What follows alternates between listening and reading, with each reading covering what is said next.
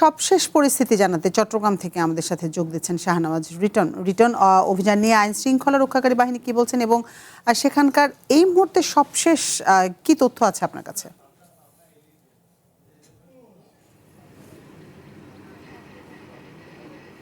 আঞ্জুম, সবশেষ বলতে আসলে অভিযান শুরু হয়েছে একদম ভোর থেকেই। সেই অভিযান এখনও চলমান আছে। সেই অভিযানে যুক্ত হয়েছেন বিভিন্ন বাহিনী। এই মুহূর্তে সেনাবাহিনীও এখন রিজার্ভ হিসাবে এই অভিযানের সঙ্গে যুক্ত হওয়ার জন্য অপেক্ষায় আছে।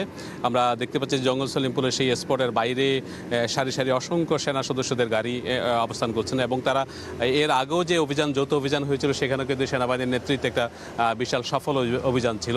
আজকে মূলত গত রাত্রে 1টা থেকে 3টা পর্যন্ত র্যাবের সঙ্গে যে সন্ত্রাসীদের একটা গুলি বিনিময় হয় এবং সেই ঘটনার পরে সেখানে থমথমে অবস্থান বিরাজ করছে। আমরা আসলে বাইরে থেকে অফিসিয়াল ভাষ্য এখনও পর্যন্ত পাইনি। এর আগে যে অভিযানগুলো হয়েছে সেখানে যে র্যাব এবং পুলিশের সাথে অন্যান্য বাহিনী ছিল এবং এই মুহূর্তে অথবা আরও সকাল থেকে যুক্ত হয়েছে সেনা সদস্য এবং বর্ডার গার্ডও। এবং আমরা হয়তো ধারণা করছি এটা সম্মিলিত একটা অভিযান, হয়তো যদি প্রয়োজন হয় তারাও হয়তো এই অভিযানে যুক্ত হবেন। ঠিক অফিসিয়াল ভাষ্য আমরা এখনও পর্যন্ত পাইনি কি পরিমাণ সদস্য এখানে যুক্ত আছেন। আমরা যে জঙ্গল সলিমপুর এটি একটা দুর্গম এলাকা। এর আগে র্যাবের একজন সদস্য সন্ত্রাসীদের হামলায় নিহত হয়েছেন। র্যাবের একজন উপসহকারী পরিচালক, র্যাব 7-এর তিনি কর্মরত ছিলেন, বিজিবিতে তিনি কর্মরত ছিলেন, পরে এখানে প্রেষণে র্যাবে এসেছিলেন। অর্থাৎ এখানে একটা যে রাষ্ট্রের ভিতর রাষ্ট্র একটা তকমা ছিল সেটি নির্মূল করার জন্য যৌথ বাহিনীর একটি অভিযান চলছিল এবং আগামী সপ্তাহের মধ্যে স্বরাষ্ট্রমন্ত্রী এখানে আসার কথা। ঈদের পরের 1-2 দিন পরেই স্বরাষ্ট্রমন্ত্রী এখানে অভিযানের কথা ছিল, কিন্তু এখন পর্যন্ত আমরা সেটি নিশ্চিতভাবে যে সেই অভিযানের কোনো আপডেট আপনাদের কাছে তথ্য নেই।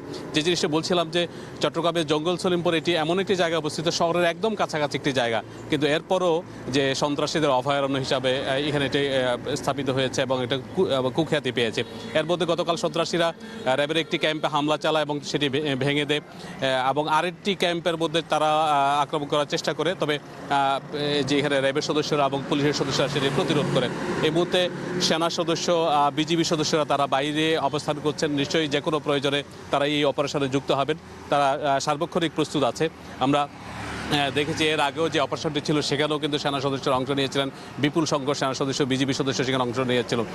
মোটামুটি চট্টগ্রামের যে জঙ্গল সলিমপুরের যে অবস্থা এখনও পর্যন্ত বিভীষিকাময়।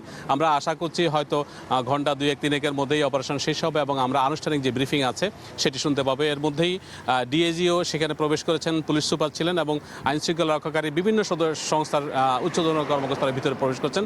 অভিযান চলমান আছে। আমরা হয়তো অফিসিয়াল ভাষ্য কিছুক্ষণের মধ্যেই পাবো। মোটামুটি আমার কাছে আপডেট এটুকুই। শাহনওয়াজ রিটন, আপনাকে অসংখ্য ধন্যবাদ সবশেষ তথ্য জানাবার জন্য।